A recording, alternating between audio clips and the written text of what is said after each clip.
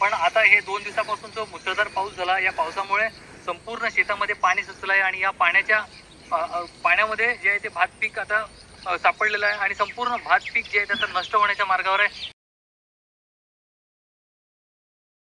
पालघर जिल्ह्यातील डहाणू तालुक्यात मंगळवारी आलेल्या अवकाळी वादळी पावसानं उन्हाळी भात शेतीचे मोठे नुकसान केलंय।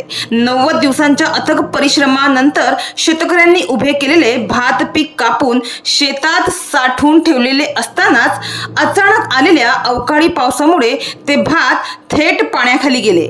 परिणामी या पिकांच्या कुजण्याची शक्यता निर्माण झाली असून शेतकऱ्यांच्या चेहऱ्यावर मात्र चिंता स्पष्टपणे दिसून येत आहे। डहाणू तालुक्यातील दुबार भातशेती ही प्रामुख्याने सूर्या प्रकल्पाच्या धामणी धरणातून कालव्याद्वारे मिळणाऱ्या पाण्यावर अवलंबून आहे। उन्हाळ्यातील ही शेती स्थानिक शेतकऱ्यांसाठी अर्थार्जनाचे महत्त्वाचे साधन ठरते। तर यंदा वेळेवर पाणी मिळाल्याने भात पीक चांगले उभे राहिले होते। हे पीक आता काढणीस तयार झाल्यानंतर शेतात ठेवण्यात आले होते। मात्र त्याच वेळी आलेल्या अवकाळी पावसाने संपूर्ण मेहनतीवर पाणी फेरले असल्याची भावना येथील शेतकऱ्यांनी व्यक्त केली आहे। गोवणे, सारणी, उरसे आणि जवळील गावांमध्ये मोठ्या प्रमाणात नुकसान झाल्याची माहिती आहे। कृषी विभागाच्या प्राथमिक अहवालानुसार या भागातील किमान 35% अधिक क्षेत्राचे पीक नष्ट झाले आहे।